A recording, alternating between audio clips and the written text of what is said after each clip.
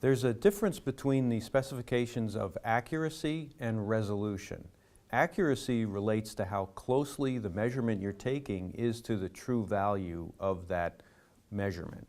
And different multimeters will have different levels of accuracy depending on the capabilities within that multimeter. Typically, your higher cost multimeters will have a higher level of accuracy because it takes a much more precise circuit to measure things with more precision.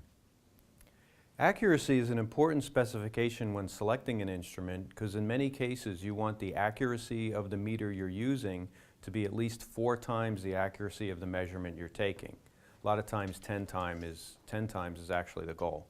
So there's 2 ways we have accuracy specified. One is in percent of range and one is in percent of reading. For percent of range, if we have a 1% specification of range and we're on a 100-volt range, 1% of 100 volts is 1 volt. So that means with a reading of 100 volts, that can be within specification at plus or minus 1 volt. So a reading between 101 and 99 is actually a good reading on this meter. But if we're measuring 10 volts on this same meter, the 1% is plus or minus 1 volt.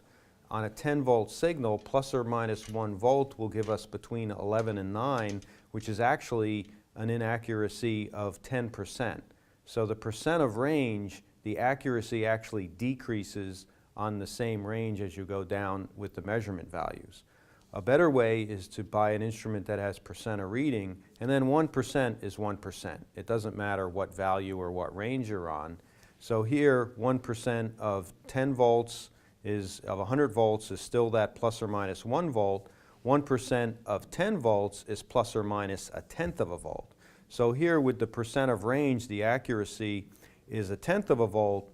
The same thing specified with percent of range 1% is now plus or minus 1 volt. So it's very important if you're looking for accurate readings to make sure you select a device with a percent of reading versus a percent of range.